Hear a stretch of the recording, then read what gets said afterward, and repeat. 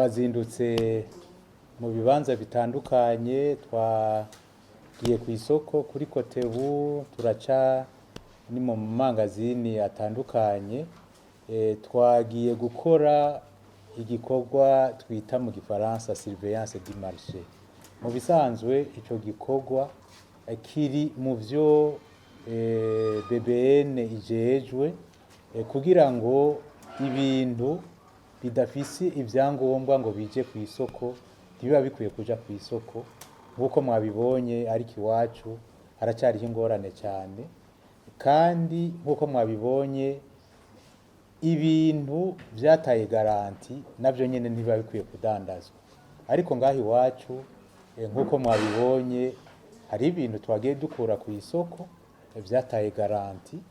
Aha rero biragoye cyane, ni ukuguma twigisha, tukigisha abadandaza, tukigisha abaguzi, tukigisha n'abahingura ingene bitegerezwa kugenda. Nk'ikintu kija ku isoko kidafise certificat, abadandaza bakamenya yuko badakwiye kucakira, kuko bacakiye biba bijanye n'amategeko. Tugiye turagikurayo nkuko amategeko abivuga, bakaba bahomvye. Abahingura nuko nyene. Ariko igikuru twovuga uno munsi ibi dukoze, twaragiye dufata ingingo zinyuranye, ariko ahanini ntizikurikizwe kubera imvo niriya. Ubu twarahinduye uburyo bwo gukora. Uno munsi aha twagize ico twita isekeza. Isekeza tuca dusaba abajejwe intwaro mu gihugu cose, kuva ku mukuru gushika ku muto, yuko bodufasha kugira ngo ibintu bidafise certificat ntibije ku isoko, ibintu vyamaze guta garanti bikava ku isoko, tukaguma duhimiriza kugira ngo kumbure dukingire amagara y'abaguzi. Ico nico nyamukuru catumye tugenda ku isoko uno munsi.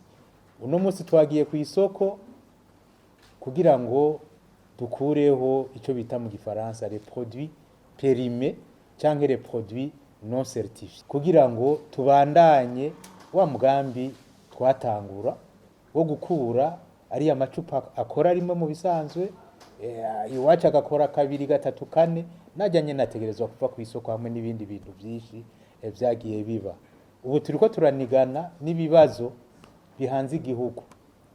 Murazi ikibazo c'inzoga zikaze, haramaze gufatwa ingingo. Murazi ikibazo c'izi nzoga benshi bavuga yuko ari inzoga z'ibitoke ariko bagashiramwo ibindi, izi nzoga za gingembre. Tugiye kugira ngo vyose tubihagurukire, turabe yuko twotera imbere muri ibi bintu vyo kugenzura ubuziranenge. Kandi twebwe muri BBN turashima aho tugeze, kuko intambwe ni nini. Tugitangura mu 2022 warasanga ubuki, amavuta muri aya masupermarché tuvuyemo ari muri ajya amacupa de récupération. Mugabo ubu ntayo mubona ibindi. Aha rero intambwe iracari ndende, kuko ibintu biragoye gose. Mwabonye nka zirya nzoga refu twakuye ku isoko, zirya nzoga mu bisanzwe zaheze mu 2023. Mugabo baca bafata igiharuro gatatu bahinduramo gatanu, 2025. Azirya mwabonye zifise garanti y'itariki 27 z'ukwezi kwa11 2025, hajya 2025 yari 2023. Tukaba twumva yuko ibi bishobora kubangamira amagara y'abantu.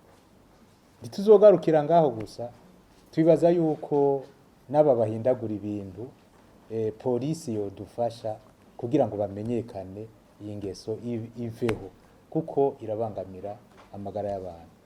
Igikuru nyamukuru ryari isekeza ryo gutanguza iki gikorwa cyo gukura ibintu bidakwije ivyangombwa ku isoko, hanyuma no kuraba ibintu vyataye garanti kuko bironona amagara y'abantu. Twagize isekeza aha kuva uno munsi tuca twandikira abajeje intwaro, tuca twandikira umushikiranganji atujejwe ubudandaji n'amahinguriro, hanyuma nawe adushikire mu bushikiranganji bw'intwaro yo hagati mu gihugu n'umutekano kugira ngo iki gikorwa twatanguje gikorwe hose. Ndetse caratanguye henshi kuko twumvise yuko abari Ngozi ni mu Kayanza bariko barakora iki gikorwa twatanguje uno munsi. Aha ko twahaciye nk'aba bantu bashira ibintu ku isoko bataranatangura kuza iwacu, ivyo bintu twaragiye mu mahinguriro yabo turazi yuko bikorwa neza. Mugabe ikintu naho kiba gikoze neza kugira kije ku isoko kw'isi nzima, nibi biza mwabonye bidandazwa biva hanze bitegezwa kuba vyapimwe bifise certificat.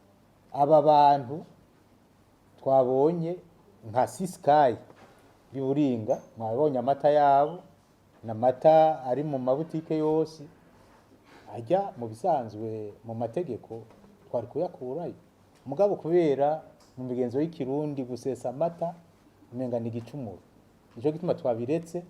Uno munsi aho tuvira ngaha aba bantu bafise ibintu ku isoko tucika tubamenyesha yuko bategerezwa kurondera ivyangombwa kugira ngo amagara y'abantu ntabangamirwe. Natwe turiko turakora ivyo bikorwa hari ibintu tugenda turaba kugira ngo tugende buke buke gushika aho tuzoshika ku gukontrola ibintu. BBN benshi ntibazi imirimo yacu.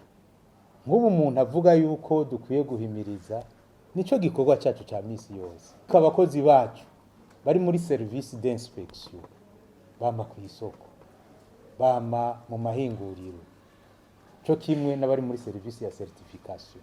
Ariko benshi kubera yuko baba bakitubona tugiye iwabo kuko ntiducagura, mwabonye yuko bibaza yuko twagiye iwabo tutagiye ahandi. Ntawe twimiriwe tuja hose, tuguma duhimiriza kandi tuzoguma duhimiriza kugira ngo turabe yuko natwe twogira intambwe mu bindi bikorwa. Iki kibazo c'abakozi koko dufise abakozi bake, nkuko nama ndabivuga, iki gikorwa twariko turakora cyo kugenzura amasoko yuko ibintu bihari bikwije ivyangombwa, yuko ata bintu vyataye garanti biri ku isoko. Dufise abakozi bake koko, dufise abakozi batarenga 4, nico kimwe n'ivya certificat. Iki kibazo rero nibaza yuko leta yagihagurukiye. Leta yaragihagurukiye, nditwirirwa turasigura gose, twaravuze turumvirwa, turiteze vuba abakozi benshi, kandi twaronka abakozi benshi bizotuma dushobora gukwiragira hose kugira ngo dukontrole ibi bintu. Ikibazo c'abakozi ba BBN iyo tugiye hose abantu nivyo batubaza, ndetse iki kibazo kiratuma abantu bose n'amakosa akozwe n'ubudandaza, amakosa akozwe n'ubuhingura, keshi abantu baca bivugira ivyo bashatse ukamenga n'amakosa ya BBN. Twebwe mu bisanzwe ugiye kuraba tumeze nk'umurimyi atagira isuka, tumeze nk'umunyeshuri atagira ikaramu, mugabo turakora ivyo dushoboye kandi turashima. Nk'ubu muramaze kumva tumaze iminsi turonka ama certificat international atuma ivyo dukoze vyemegwa.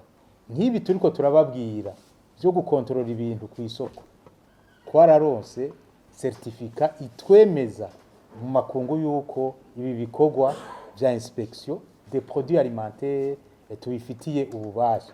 Ni naco gituma dutegerezwa gukora ibishoboka vyose kugira ngo ibintu ku neza y'igihugu cyose, ibintu bidakwije ivyangombwa bive ku isoko. Ubu rero tutararonka abakozi benshi, naho twobaronka umurundi wese kuva ku mukuru gushika ku muto ategerezwa kumva yuko iki gikorwa si ca BBN gusa, nico umurundi wese ku neza yakazoza k'abana bacu.